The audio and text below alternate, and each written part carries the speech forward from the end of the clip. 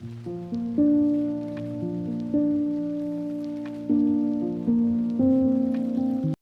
वालेकुम व्यूअर्स, कैसे हैं आप? उम्मीद करती हूँ खैरियत से होंगे। स्टडी विद बीआरडी में आप सबको खुश आमदीद। MGT 111 की लेक्चर सीरीज़ का आज 7वां लेक्चर है, जिसमें हम पढ़ने जा रहे हैं हिस्ट्री ऑफ पब्लिक एडमिनिस्ट्रेशन। अभी तक हमने इतनी थ्योरीज पढ़ी, इतने थ्योरिस्ट्स पढ़े, लेकिन आपने ये नोट किया होगा कि वो सब के सब बाहर के थे, यानी कि मतलब ब्रिटिश, यूरोपियन, सारे मतलब के जो है वो मतलब ईस्ट के नहीं थे, वेस्ट के थे, ठीक है। तो ये जो हमारा इलाका है, मतलब वहाँ के तो हमने पढ़ लिए, बड़े बड़े लोग गुजरे, उन्होंने इतना काम किया पब्लिक एडमिनिस्ट्रेशन में और इतना सब कुछ हमने देखा। तो क्या यहाँ पे भी तो एक वर्ल्ड थी, यहाँ भी एक दुनिया थी, यहाँ क्या चल रहा था, यहाँ पब्लिक एडमिनिस्ट्रेशन का क्या सीन था। तो अब हम अपने इलाके की, यानी कि ये जो हमारा बर सगीर है, यहाँ पे देखेंगे कि यहाँ क्या था, पब्लिक एडमिनिस्ट्रेशन कैसे शुरू हुई, क्या सीन था, किस तरीके से जो आज हम जिस दौर में जी रहे हैं कि इतनी मतलब मैनेजमेंट का एक सिस्टम मौजूद है, तो यहाँ तक यहाँ का इलाका कैसे पहुँचा, ठीक है। लेकिन उससे पहले यहाँ पे शुरू में एक और बात की गई है जो पिछली हमारे टॉपिक के रिलेटेड थी, जो चल रहा था वहाँ पे हमने पावर एंड पॉलिटिक्स तक सारी चीज़ें देखी। एक और चीज़ है मैनेजमेंट साइंस, ठीक है। तो ये जो जब दूसरी वर्ल्ड वार हुई थी, तो उसके बाद जो ब्रिटिश लोग हैं, इन्होंने बहुत ज़्यादा मतलब कोशिश की कि जो वेलफेयर के मसाइल हैं या वॉर की वजह से जो मसाइल हुए हैं, इनकी जो कॉम्प्लेक्स प्रॉब्लम्स हैं उनको सॉल्व करने के लिए क्या करना चाहिए। जो बड़े बड़े पैमाने पे तबाहियाँ हुई थी, इतनी बड़े मकाम पे लोगों की हेल्प करनी है, चीज़ों को मैनेज करना है, तो वो किस तरीके से किया जाए, मतलब कि हर चीज़ का हिसाब किताब रहे, ठीक है।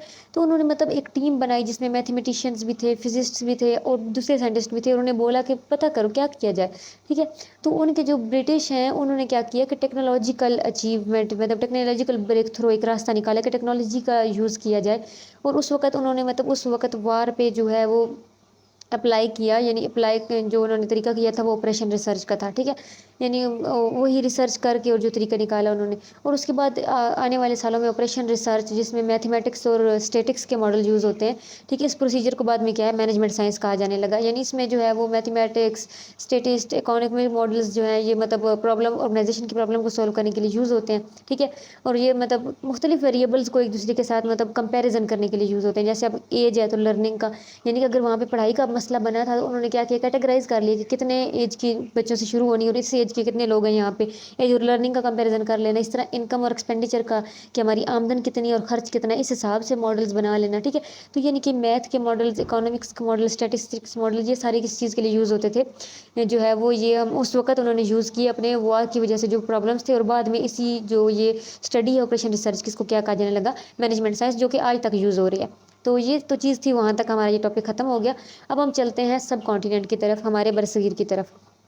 तो बरसगीर में जो आज एक एडमिनिस्ट्रेटिव सिस्टम मौजूद है, जो पाकिस्तान में सिस्टम मौजूद है स्पेशली, तो इसकी जो सारी रूट्स हैं ना, वो ब्रिटिश पीरियड से निकलती हैं, ठीक है। ब्रिटिश पीरियड से निकलती हैं, यानी आज हमारा जो सिस्टम मौजूद है ना, हमारे हुकूमती निज़ाम जो मौजूद है, किस तरीके से फैसले होंगे, कौन जो है वो मतलब अप्लाई करेगा चीज़ों को, ये जो एक स्ट्रक्चर मौजूद है हमारी हुकूमत का कि इतनी मिनिस्ट्रीज़ और ये सारा सिस्टम, और कौन क्या चलाएगा, कौन किस तरीके से करेगा, तो ये मोस्टली जो सिस्टम है ना हमारा, ये जो स्ट्रक्चर है हुकूमत का मौजूद, ये ब्रिटिश रूल से मौजूद है, ठीक है। तो कहते हैं 200 साल पहले जब हुकूमत जहाँ पे आई थी, उन्होंने ब्रिटिश जब हुक्मरान यहाँ पे मौजूद थे, तो उनका जो उन्होंने जो स्ट्रक्चर बनाया था, जो हुक्मरानी की थी, जो प्रोसीजर उन्होंने यहाँ पे क्रिएट किया था, जो ऑर्गेनाइजेशनल बिहेवियर क्रिएट किया था, वो सेम है यहाँ पे, ठीक है। यानी ब्रिटिश तो चले गए, ठीक है, स्ट्रक्चर किसी हद तक चेंज किया भी गया है, मतलब स्ट्रक्चर सेम वही है, लेकिन गोल्स चेंज किए गए हैं, थोड़े से गोल चेंज हुए हैं, पर स्ट्रक्चर तकरीबन वही है, ठीक है। जो स्ट्रक्चर है हमारा डिस्ट्रिक्ट लेवल पे, वो मतलब ऊपर वाले लेवल पे तो तकरीबन, यानी कि ब्यूरोक्रेसी वाले लेवल पे तो ऑलमोस्ट वही है जो ब्रिटिश क्रिएट करके गए थे। हाँ, गोल्स चेंज हुए हैं, लेकिन स्ट्रक्चर वही है। लेकिन जो हमारा डिस्ट्रिक्ट लेवल पे है ना, ये मुगल दौर का है, ठीक है। तो अब हम तकरीबन सारे चीज़ को देखेंगे कि ये कहाँ से कैसे कैसे चीज़ें निकल के आई हैं। तो सबसे पहले चीज़ क्या है कि जो हमारा सब कॉन्टिनेंट है ना, ये बहुत सारी सिविलाइजेशन का मिला जुला एक मिलाप है, क्योंकि ये Central Asia, Middle East, South East of sea, इन सारी चीज़ों से जो है वो मतलब इन्फ्लुएंस्ड है, क्योंकि इसमें यहाँ पे ग्रीक्स भी रहे हैं, अरब भी रहे हैं, सेंट्रल एशियंस भी रहे हैं। यहाँ पे मतलब मुख्तलिफ जो है वो सिविलाइजेशन, आर्या हमने देखे वो आए, पर्शियन लोग रहे, मुग़ल रहे, मौर्याज रहे, फिर ब्रिटिश लोग यहाँ भी आकर रहे। तो हर चीज़ का मिक्सचर यहाँ पे मौजूद है। ये जो एडमिनिस्ट्रेटिव प्रोसेस है ना पाकिस्तान का, ये बहुत सारे कल्चर से, बहुत ज़्यादा एडमिनिस्ट्रेटिव प्रोसेस से मिल के बना हुआ है। ठीक है। तो अब हम जो है वो ये शुरू कहाँ से हुआ वहाँ से शुरू करते हैं, लेकिन उससे पहले हम ये बताते हैं कि जो ट्रेडिशनल फंक्शन होते हैं गवर्नमेंट के, जो आज देखें जो सदियों पहले भी देख लो ना, तो जो भी गवर्नमेंट जब बनती थी ना, उसके 4 फंक्शंस मस्ट होते थे, उसको 4 काम तो मस्ट करने होते थे। पहला उसका फंक्शन था लॉ एंड ऑर्डर को मेंटेन करना, यानी पीस हो, सिक्योरिटी हो, ठीक है, इलाके को सिक्योर करना, पहला उसका ये मकसद। दूसरा टैक्स कलेक्ट करना, क्योंकि हुकूमत का सारा निज़ाम उस टैक्स से चलता है जो वो अपनी आवाम से लेती है, ठीक है, क्योंकि उसी से उसका सारा एक्सपेंडिचर चलता है, उसी से उसने मुल्क के लिए सारे जो है प्लान करने होते हैं। तो टैक्स कलेक्शन दूसरा उसका मेन फ़र्ज़ हो गया। तीसरा है डिफेंस, यानी कि ओवरऑल सरहदों की हिफाजत करना। एक होता है लॉ एंड ऑर्डर मेंटेन करना इलाके के अंदर, और एक होता है डिफेंस, यानी कि हदूद की हिफाजत करना, और उसके अलावा दूसरा जो डिफेंस हर लिहाज से जितना डिफेंस बनता है वो बैरूनी डिफेंस करना। और चौथी और आखिरी चीज़ है मेंटेनेंस ऑफ मिंट, यानी कि मिंट का मतलब होता है जो सिक्का हमारा चलता है, यानी कि जो करेंसी चलती है ना, उस करेंसी को मेंटेन करके रखना। ये जो रुपया ऊपर जा रहा है, जो नया नीचे आ रहा है, जो पैसा हमारा सप्लाई होता है, जो पैसा हमारा यूज़ होना है, यानी इस सारी चीज़ों की रिस्पॉन्सिबिलिटी ये भी गवर्नमेंट की मेन रिस्पॉन्सिबिलिटीज़ में से अपनी करेंसी और अपने कॉइन्स को मेंटेन करना, ठीक है। तो ये 4 जो हैं मेन जिम्मेदारियाँ हैं, ये कह सकते हैं कि ट्रेडिशनल फंक्शंस हैं। आज का दौर हो या आज से सालों पहले का दौर हो, ये 4 फंक्शंस हर हुकूमत ने किए हैं, ठीक है। तो अब हम सबसे पहले जो चीज़ मौजूद जो हमारे बरसगीर के लिए रिकॉर्ड्स में मौजूद है वो है इंडस वैली सिविलाइजेशन, ठीक है। यानी यहाँ पे इंडस वैली सिविलाइजेशन थी, और उसके असरात हमें नजर आते हैं मोहनजोदड़ो और हड़प्पा में, ठीक है। इन सब कॉन्टिनेंट में कि 2 जो सिविलाइजेशंस हैं ये बहुत पुरानी हैं, और इनके यानी तबाह जो खंडरात हैं उनसे पता चलता है कि जो यहाँ का रूलर था, जो हुक्मरान था, उसने बड़ा अच्छा सीवेज सिस्टम, अच्छा वाटर सप्लाई का सिस्टम बनाया हुआ था। यहाँ पे बड़े मतलब ब्रिक्स जो ईंटें वगैरह यूज़ हुई थी इमारतों को बनाने के लिए, एक बड़ा एक सिस्टम मौजूद था। तो जो जॉर्डन चाइल्ड राइट्स है वो ये लिखता है, जॉर्डन चाइल्ड है एक बंदा है, उसने लिखता है कि उसने ये चीज़ लिखी है कि मतलब well planned streets, municipal system of drains, यानी गलियों का जो सिस्टम था, रेगुलरली क्लीन करना चीज़ों को, ये सारी चीज़ें रिफ्लेक्ट करती हैं कि एक म्यूनसिपल गवर्नमेंट मौजूद थी, एक रेगुलर जो है वो क्या कहते हैं निगरानी करने वाली गवर्नमेंट मौजूद थी यहाँ पे, ठीक है। मतलब उसकी अथॉरिटी इतनी स्ट्रॉन्ग थी कि वो उसने मतलब एक पूरे एक टाउन को प्लानिंग के जरिए बाय लॉ प्लान करके रखा हुआ था। यानी उसने ये हड़प्पा और मोहनजोदड़ो के बारे में ये अपने कमेंट्स दिए हैं, ठीक है, इसने जॉर्डन चाइल्ड ने। उसमें तो कहते हैं ग्रेनरीज और हड़प्पा वर constructed in planned and coordinated manner, यानी वहाँ का जो अनाज वगैरह का सिस्टम था या और वहाँ के जो इमारतें वगैरह थी बड़े बड़े वो कोऑर्डिनेटेड तरीके से थी, और ग्रेन जो है वो सोर्स ऑफ वेल्थ थे और कलेक्टेड होते थे टैक्स के लिए, क्योंकि जो बरसगीर के इलाका है माशाल्लाह से शुरू से बड़ा मतलब काश्त के लिहाज से, फसलों के लिहाज से बड़ा ज़रखेज़ तरीन इलाका समझा जाता है। और इसी वजह से जब वो टाइम था जब सिक्का वगैरह नहीं जो यूज़ होता था, तो उस वक्त भी जो सोर्स था वेल्थ का, जो दौलत का सोर्स था सबसे बड़ा, वो यहाँ की जो है ये फसलें और यहाँ के जो ग्रीनरीज होते थे, जो अनाज था वही था, ठीक है, अनाज ही था। और अनाज ही जो है टैक्सेस के तौर पे लिया जाता था, जो भी अनाज उगाया जाता था, चाहे फिर वो गंदम हो, चावल हो, बाजरा, जो चीज़ थी ना अनाज के तौर पे जो यूज़ होती है, वही उसको का टैक्स के तौर पे कलेक्ट की जाती थी। और यही वेल्थ का एक जो है वो स्टेटस होता था कि जिसके पास ज़्यादा ज़मीनें और ज़्यादा ये चीज़ है वही ज़्यादा अमीर है, ठीक है। तो फिर उसके बाद जो है मौर्य एम्पायर शुरू हुआ है 4th सेंचुरी में। तो इनकी गवर्नमेंट ने बाकायदा जो है एक सिस्टम निकाला जिसमें एग्रीकल्चर को इम्प्रूव किया गया, लैंड्स को मेजर करने का सिस्टम था, और इरिगेशन सिस्टम निकाला गया, यानी कि सैराबी का निज़ाम, कि नहरों वगैरह का सिस्टम, और जिस तरीके से भी जो है फसलों का सैराब किया जाए, इन्होंने एक बाकायदा जो है वो सिस्टम जो है वो कंस्ट्रक्ट किया। तो इनके टाइम के दौरान जो है वो गवर्नमेंट 3 कैटेगरीज में डिवाइड की गई थी, यानी 3 किस्म के ऑफिसर्स होते थे। एक होते थे डिस्ट्रिक्ट ऑफिसर्स जो रिस्पॉन्सिबल होते थे किस किस काम के, एक इरिगेशन सिस्टम यानी कि फसलों को सैराब किस तरीके से करना है। दूसरा था लैंड मेजरमेंट, कि इन्होंने बाकायदा लैंड मेजर करना शुरू की थी कि किस बंदे के पास कितनी है, इससे कितना जो है वो अनाज आएगा, ताकि उस हिसाब से टैक्स लगाया जाए। उसके अलावा हंटिंग, ज़ाहिर सी बात है उस वक्त के लोग शिकार करते थे और वो ही खाया भी जाता था, और इस तरीके को मतलब शिकार बहुत आम था, तो उसके लिए बाकायदा जो जंगलात वगैरह हैं उनको सिक्योर करना और हर चीज़ का निज़ाम पैदा करना, तो ये भी डिस्ट्रिक्ट ऑफिशियल्स को देखना होता था। उसके अलावा एग्रीकल्चर यानी ज़राअत के जितने निज़ाम थे वो भी इनको देखने थे। रोड्स और जो डिस्टेंस स्टोन्स हैं इनको भी करना। अच्छा, आज हम देखते हैं कि बोर्ड लगे होते हैं जगह जगह पे कि जी फलां इलाका जो इतने किलोमीटर दूर रह गया, लाहौर है 5 किलोमीटर दूर रह गया, यानी जगह जगह।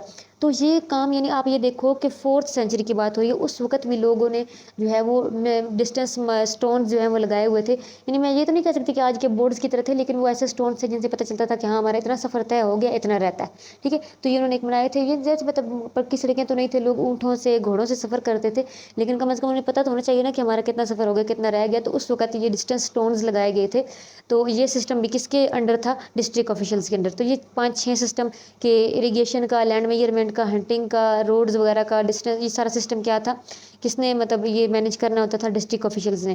پھر اس کے بعد وہ آفیشلز جو ڈیل کرتے تھے ملٹری کے ساتھ، یعنی کہ ان کی آرمی فورسز جو ڈیفینڈ کرتی تھی بارڈرز پہ، اور اس کے علاوہ باقی جو جتنا بھی ہوتا تھا نا ڈیفینس کے علاقے کا یا ڈیفینس کے چیزیں، وہ ساری ان کو لک آفٹر کرتی تھی۔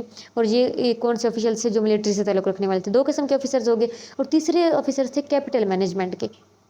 کیپٹل مینجمنٹ میں 6 بورڈ تھے، ٹھیک ہے، 6 بورڈ تھے۔ پہلا تھا سپرویژن آف فیکٹریز، ایک بورڈ بنا ہوا تھا جس کے آفیسرز کیا کرتے تھے؟ ساری فیکٹریز کی سپرویژن کرتے تھے۔ اب اگر میں تھوڑا سا امیجن کروں، آج کل کی فیکٹریز کو تو ذرا دیکھنا آسان ہے، مطلب امیجن ایزیلی کر سکتے ہیں، اتنی ساری فیکٹریز موجود ہیں، لیکن اس ٹائم پہ کیا فیکٹریز ہوں گی؟ لیکن ظاہر سی بات ہے ہوں گی بھی، برتن ہیں یوز ہوتے ہیں تو، اور نہیں تو چلو مٹی کے برتن بنتے ہوں گے۔ ہم یہ دیکھتے ہیں کہ پرانے دور میں یہ جو دھات، وہ جو پیتل ٹائپ کے برتن بڑے یوز ہوئے ہیں تو وہ بھی تو کہیں بنتے ہوں گے۔ تو اس قسم کی چرخہ وغیرہ، تو یہ مشینیں بھی تو کہیں بنتی ہوں گی، تو اس قسم کی فیکٹریز ہوں گی۔ بہرحال جو بھی فیکٹریز تھیں اس وقت کی، ان کی سپرویژن کا ایک بورڈ موجود تھا۔ ایک بورڈ تھا جو کیئر آف فارنرز، یعنی باہر سے جو سیاح آتے تھے ان کی ضرورت کا خیال رکھنا، ان کے لیے جو ہے وہ سرائے، کارواں سرائے بنائے گئے تھے، ان کا خیال رکھنا، ان کو مینٹین کرنا۔ ایک جو ہے وہ مینجمنٹ کا جو بورڈ تھا وہ اس چیز کے لیے تھا۔ ایک تھا برتھ اینڈ ڈیتھ کا جو ہے وہ ریکارڈ رکھنے کے لیے بورڈ تھا۔ ایک تھا ٹریڈ اینڈ کامرس کا ریکارڈ رکھنے کے لیے، یعنی کیا چیز امپورٹ کی جائے گی، کیا ایکسپورٹ کی جائے گی، علاقے میں ٹریڈ کس طریقے سے کرنی ہے، رولز اینڈ ریگولیشنز، ان چیزوں کے لیے ایک بورڈ بنا ہوا تھا۔ ایک تھا inspection of manufactured articles and collection of sales taxes, یعنی اس چیز کے لیے کہ جو آرٹیکلز بن رہے ہیں، جو بھی چیزیں بن رہی ہیں، برتن بن رہے ہیں یا جو بھی چیزیں بن رہی ہیں، ان کے اوپر ان کی انسپیکشن کرنا اور ان سے جو ہے کلیکٹ کرنا ٹیکس۔ اب یہ ساری جو موریہ انفارمیشن ہے ہمارے پاس، جو موریہ دور کی انفارمیشن ہمیں ملی ہے کہ کس طریقے سے کام کرتے تھے، انہوں نے کیا کیا کیا اور کس طریقے سے نہیں، یہ ساری ہمیں ملی ہے۔ کوتلیہ نے ایک جو ہے وہ بک لکھی تھی، ارتھ شاسترا، ایک بک لکھی تھی، تو یہ اس میں یہ انفارمیشن موجود ہے، اور یہ بہت زیادہ اولڈ بک ہے، ایڈمنسٹریشن پہ موریہ پیریڈ میں لکھی کے بارے میں لکھی گئی، اور اس کے رائٹر کون ہے؟ کوتلیہ۔ تو یہ یاد رکھنے والی انفارمیشن ہے، اسے یاد رکھیے گا۔ پھر اس کے بعد دور شروع ہوتا ہے یہاں پہ، یعنی یہ سارا جو موریہ پیریڈ ہے یہ برصغیر کا ہے، ٹھیک ہے۔ اس کے بعد آگے مغل پیریڈ آتا ہے۔ مغل پیریڈ میں اور زیادہ امپروو کرنے کی کوشش کی گئی، اور مغل پیریڈ میں جو ایڈمنسٹریٹو سسٹم جو ہے رائج کیا گیا، اس کے کلیئر امپرنٹس، اس کے اثرات آج بھی جو پاکستان کی پبلک مینجمنٹ ہے اس میں موجود ہیں۔ آج بھی بہت سارے سسٹمز ویسے چل رہے ہیں جیسے مغل پیریڈ میں سیٹ اپ کیے گئے تھے، ٹھیک ہے۔ مغل پیریڈ نے تقریباً 2 سینچریز تک یہ چلا ہے، ٹھیک ہے۔ تو ان کے درمیان مختلف رولرز آئے، انکلوڈنگ شیر شاہ سوری، اکبر، بابر، اس طرح کے بہت سارے آئے، ٹھیک ہے۔ اب سوری اصل میں جو ہے یہ مغل حکمران، مطلب اسے مغلوں میں شمار کیا جاتا ہے، لیکن یہ مغل نہیں تھا، ٹھیک ہے۔ مغل دور میں اس نے ضرور حکومت کی ہے، لیکن جو ہے یہ مغل نہیں تھا، لیکن اس نے ایڈمنسٹریٹو سسٹم جو ہے وہ بہت زیادہ مطلب اچھا سیٹ کیا تھا۔ جو شیر شاہ سوری ہے اس نے باقاعدہ ایک سینٹرلائزڈ سسٹم آف ایڈمنسٹریشن بنایا تھا، یعنی کہ ایک بندے کے ہاتھ میں جیسے نظام ہو، ایک اور اس کے نیچے بندے کام کر رہے ہوں، یہ سسٹم بنایا تھا۔ اور اس نے جو ہے اس پوری سلطنت کو، جو اس کی اتنی سلطنت تھی شیر شاہ سوری کے دور میں برصغیر میں، اس کو جتنی سلطنت اس کے انڈر تھی اس کو اس نے کیا 47 ڈویژنز میں ڈیوائیڈ کر دیا تھا، اور ہر ڈویژن کے اندر پھر سب ڈویژنز بھی بنائی تھی، ٹھیک ہے۔ اس نے آرگنائز کیا تھا ایک سروے لینڈ جو انڈر کلٹیویشن، یعنی کہ جو کاشت ہوتی ہے زمین، اس کا سروے کیا جائے، دیکھا جائے کہ وہ کیسی زمین ہے، کون سی زمین سے کتنی پیداوار آ رہی ہے۔ ہر زمین کاشت کے حساب سے برابر نہیں ہوتی، کوئی زمین ایسی ہوتی ہے کاشت ہوتی ہے لیکن اس سے پیداوار کم آتی ہے، کوئی زیادہ، تو اس نے باقاعدہ سروے آرگنائز کیے تھے۔ اس کے علاوہ اس نے ٹیکس سسٹم کو زیادہ افیکٹو بنانے کی کوشش کی۔ اس کے علاوہ اس نے کرمنل جسٹس سسٹم بنایا، یعنی کہ کورٹس وغیرہ بنائیں گی اس کے زمانے میں۔ اس کے علاوہ اس نے روڈ نیٹ ورک بنایا تھا، یعنی اس سے پہلے ہم نے موریہ دور میں پڑھا کہ مائل سٹون اور روڈ، لیکن وہ روڈ باقاعدہ روڈ نہیں بنائے جاتے تھے، مطلب ویسے راستوں کو ہموار کیا جاتا تھا کہ باقاعدہ مطلب راستہ ہو، جنگلوں کو کاٹ وغیرہ کے راستے بنائے جاتے تھے، لیکن روڈ کا سسٹم نہیں تھا۔ لیکن یہ شیر شاہ سوری تھا جس نے باقاعدہ جو ہے ایک روڈ نیٹ ورک بنایا تھا۔ یہ روڈ نیٹ ورک بنایا کیوں، کس لیے تھا؟ 2 چیزوں کے لیے، ایک تو ڈیفینس کے لیے، دوسرا تھا پوسٹل سروس کے لیے۔ ایسی بات اس دور میں مطلب نارملی چیزیں گزر کے جانا مشکل تھا، اور پوسٹل سروس پوسٹس وغیرہ جاتی تھی، تو اس لیے تو اس نے پہلی بار یہ جو جی ٹی روڈ ہمارا موجود ہے پشاور سے کلکتہ تک، یہ اس نے بنایا تھا، جی ٹی روڈ جسے گرینڈ ٹرنک روڈ بولتے ہیں۔ یہ جی ٹی روڈ اب تو کافی خستہ حالت میں ہے، لیکن یہ کہ موجود آج بھی ہے، تو یہ اس نے اس دور میں بنایا تھا جی ٹی روڈ۔ اس کے علاوہ اس نے گارڈنز بنائے تھے، اور اس کے علاوہ ہاسپٹلز بنائے تھے، اس نے کافی زیادہ پبلک ویلفیئر کو پروموٹ کیا، تو اس نے مطلب کافی جو ہے سسٹمز مطلب لوگوں کے لیے بنائے۔ اور مغل دور میں شیر شاہ سوری کا کام جو ہے وہ بہت زیادہ جو ہے وہ مطلب انفلوئنشیل ہے۔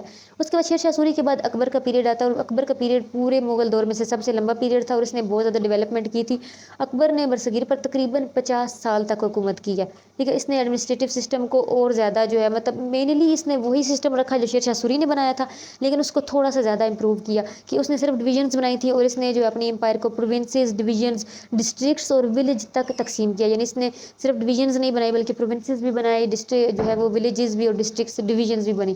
ٹھیک ہے. تو اس نے مطلب یہ جو ہے سارا جو ہے وہ ٹرم اس نے جو یوز کی وہ تقریباً وہی تھی جو آج موجود ہے. آج موجود ہے نا، یہی چیز آج موجود ہے جو اس نے اس وقت یوز کی تھی، اور آج بھی یہی چیزیں ہیں کہ ہمارے ملک میں بھی اب پروونسز ہیں، ڈویژنز ہیں، ڈسٹرکٹس ہیں اور پھر ولیجز ہیں. اور ولیج جو ہوتا تھا وہ سب سے لاسٹ لوئسٹ یونٹ تھا، اور اس کو گورن کرنے والا ایک ہیڈ مین ہوتا تھا، ایک اکاؤنٹنٹ ہوتا تھا اور ایک واچ مین ہوتا تھا. ٹھیک ہے. یعنی کہ ایک گاؤں پہ بھی اتنی نگرانی تھی. اور پھر آپ خود سوچیں کہ باقی اوپر لیول پہ کیا سسٹم ہوگا. پھر اس کے بعد جب برٹش دور آئے تو برٹش دور نے بھی اس چیز کو چینج نہیں کیا. ٹھیک ہے. یعنی کہ برٹش دور میں بھی یہ چیز چینج نہیں کی گئی، کسی طرح ولیج اور سسٹم پروونسز کا رہا. اور بعد میں جب چلے گئے برٹش تو اس کے بعد جب پارٹیشن ہو گئے سب کانٹیننٹ کی تب بھی یہ سسٹم اسی طرح موجود رہا. تو اکبر کے دور میں جو ہیومن ریسورس مینجمنٹ کو بہت زیادہ جو ہے وہ مینیج کیا گیا کہ انسان کو کس طریقے سے مطلب زیادہ سے زیادہ مینیج کر کے کام زیادہ سے زیادہ سے لیا جائے. ٹھیک ہے. اس کے علاوہ کیریئر سول سروس سسٹم جو ہے وہ ایک ریڈیکل اسٹرکچر جو ہے وہ بنایا گیا اس ٹائم. یعنی کہ جس طرح آج بیوروکریسی موجود ہے نا کہ ایک لیول اس ٹائم بنائے گئے تھے کہ ہاں ایک سینئر ہوگا اس کے انڈر کام کریں گے لوگ، اس کے انڈر ٹھیک ہے اس طریقے سے. اور اس کے علاوہ جو ہے وہ سول سروس میں اس وقت کوئی ریسٹرکشن نہیں تھی کہ کوئی ریلیجن کی کہ آپ کوئی فلاں ریلیجن والے آ سکتے ہیں یا فلاں جیوگرافک ریجن والے کے مطلب فلاں خطے کے لوگ آ سکتے ہیں. نہیں، ایسا کچھ نہیں تھا. اکبر نے اور جو سسٹم امپروو کیے ان میں آپ دیکھ سکتے ہیں کہ ریونیو کا سسٹم بہت زیادہ امپروو کیا. اس نے جو کلیکشن ریویو کلیکشن کا سسٹم تھا، باقاعدہ سروے کیے گئے، کلاسیفیکیشن کی گئی مٹی کی، زمینوں کی، اور جو ایگریکلچر کی زمین تھی، جو نان ایگریکلچر زمین تھی، جس حساب سے زمین تھی اس حساب سے ٹیکسز لگائے گئے، فکس کیے گئے اور اس حساب سے لیے جاتے تھے. ٹھیک ہے. اس کے علاوہ جوڈیشری کا سسٹم جو تھا، ڈسٹرکٹ اور ولیج لیول پہ جو کورٹس کا سسٹم تھا، آفیسرز اپوائنٹ کیے گئے، جوڈیشل سسٹم بنایا گیا. اس کے علاوہ لا انفورسمنٹ کا سسٹم بنایا گیا، یعنی کہ پولیس آفیسرز جو ہے کوتوال جو تھا وہ اس کو اتھارٹی دی گئی ٹاؤنز کے اوپر. اور اس کے علاوہ جو ایک آرمی چیف جسے آج ہم کہتے ہیں وہ فوجدار اس ٹائم پہ ہوتا تھا، اور اس کو جو ہے وہ کرائم کنٹرول کرنے کے لیے رورل ایریاز میں یعنی شہروں پہ جو ہے وہ شہر کا جو ایک ہیڈ ہوتا تھا اسے آرمی چیف یعنی کہ فوجدار کہتے تھے. اور جو ٹاؤنز وغیرہ قصبوں وغیرہ میں ہوتا تھا اسے کوتوال کہتے تھے، جسے چیف پولیس آفیسر آج بولتے ہیں، لیکن اس وقت کوتوال اور فوجدار ہوتے تھے. تو یہ سارے سسٹم بنائے تھے اکبر نے. اکبر کے بعد جو ہے وہ صدیوں تک جو ہے وہ ایڈمنسٹریٹو سسٹم چینج نہیں ہوا. ٹھیک ہے. اس میں امپروومنٹ آتی رہی لیکن مینلی جو ہے یہی سسٹم رہا. ٹھیک ہے. بعد میں جہانگیر نے بھی اور اس کے بعد ایسٹ انڈیا کمپنی نے جب اپنا سیٹ اپ کیا تو تقریباً سسٹم یہی رہا. ٹھیک ہے. تو ایسٹ انڈیا کمپنی جو ہے وہ 1642 میں جو ہے وہ آئی یہاں پہ. ٹھیک ہے. انہوں نے جو ہے وہ اپنی میڈیکل سروس پرووائڈ کرنے کے لیے سرجنز آئے تھے اس کمپنی کے، انہوں نے یہاں پہ مطلب برصغیر میں آئے. تو ایسٹ انڈیا کمپنی نے اپنے یہاں پہ ٹریڈ کرنا شروع کی اور بعد میں ان کا بورڈ آف گورنر بھی یہاں پہ آ گیا. یعنی کہ باقاعدہ ایک سسٹم بنا دیا گیا یہاں پہ، جن کو جو مطلب گرانٹ ملی تھی 31 دسمبر 1600 کو پیچھے سے ان کو مطلب گرانٹ ملی برٹش پارلیمنٹ کی طرف سے کہ وہ فریلی ٹریڈ کر سکتے ہیں ایسٹ انڈیز میں، مطلب جہاں پہ وہ جہاں چاہے تجارت کرنے جا سکتے ہیں، ان کو باقاعدہ ایک اجازت مل گئی سمجھ لیں. ٹھیک ہے. پھر اس کے بعد جو ہے وہ برٹش پیریڈ شروع ہوتا ہے. یہ برٹش پیریڈ جو ہے وہ شروع ہوتا ہے سب کانٹیننٹ میں. اس کے بعد اور ایسٹ انڈیا کمپنی نے گریجولی آہستہ آہستہ ایکسپینڈ کرنا شروع کر دیا اپنے کاموں کو. وہ آئے تھے میڈیکل کی فیسلٹیز دینے کے لیے 1600 میں. ٹھیک ہے. 1609 میں ان کو یہ اتھارٹی مل گئی کہ وہ اپنی جو ہے وہ ٹریڈ کو بڑھا سکتے ہیں. 1661 میں کمپنی نے جو ڈکلیئر کر دیا، کمپنی کو یہ اجازت مل گئی کہ اگر کوئی ان کو نکالنے کی کوشش کرے گا یا کوئی ان سے کرے گا تو وہ جنگ بھی کر سکتے ہیں، اور اگر آسانی سے حکمران ان کی بات مان لے گے تو وہ مانی جائے گی. یعنی اس حد تک انہیں مطلب جو ہے وہ اجازت مل گئی. اس کے بعد ایک ریگولیٹری ایکٹ آیا 1773 میں پاس کیا گیا برٹش پارلیمنٹ کی طرف سے، جس میں گرانٹ کیا گیا برٹش گورنمنٹ کی طرف سے ایک پاور باقاعدہ گرانٹ کی گئی کہ جو کمپنی ہے ایسٹ انڈیا کمپنی ہے وہ ریگولیٹری افیئرز جو ہیں یعنی کہ حکمرانی کی سسٹم ہے ان میں بھی انوالو کر سکتی ہے. پھر ٹائم گزرنے کے ساتھ ساتھ جو رولنگ مطلب ڈائریکٹلی تو رول نہیں کر رہی تھی، لیکن آہستہ آہستہ جو ہے برٹش گورنمنٹ نے رول کرنا شروع کر دیا کمپنی کے ذریعے. اب کیونکہ برٹش ڈائریکٹلی تو یہاں پہ رول نہیں کر رہے تھے لیکن کمپنی کے ذریعے انہوں نے باقاعدہ ایک حکمرانی شروع کر دی تھی. اور 1757 میں جب پلاسی کی جنگ ہوئی ہماری انگریزوں کے ساتھ اور ہم لوگ ہار گئے تو اس وقت باقاعدہ برٹش رول جو ہے یہاں پہ آ گیا اور غلامی کی زندگی شروع ہو گئی. ٹھیک ہے. یہ جنگ ہوئی اور اس کنفلکٹ کے بعد برٹش گورنمنٹ نے ڈائریکٹ رول لے لیا 1857 میں جو وار آف انڈیپینڈنس ہوئی تھی. اس کے بعد باقاعدہ جو ہے وہ ایسٹ انڈیا کمپنی کو بھی ہٹا دیا گیا اور اس کی جگہ باقاعدہ خود برٹش حکمران یہاں پہ آ گئے اور انہوں نے جو ہے وہ ایک حکمرانی شروع کر دی اور یہاں سے برٹش رول شروع ہو گیا برصغیر میں. تو یہ جو ہے وہ ایک امپروومنٹ والا سسٹم موجود تھا، یہاں تک پہنچے. پھر برٹش رول کہاں تک گیا، برٹش رول نے کیا سسٹم بنایا، یہ ہم نیکسٹ لیکچر میں پڑھیں گے. آئی ہوپ آپ کو آج کا لیکچر سمجھ میں آ گیا ہوگا. کوئی بھی کنفیوژن ہو آپ کمنٹ باکس میں پوچھ سکتے ہیں. اس کے علاوہ اگر ویڈیو اچھی لگی ہے تو لائک کریں، شیئر کریں، چینل کو سبسکرائب کریں. دعا میں یاد رکھیے گا. اگلی ویڈیو تک کے لیے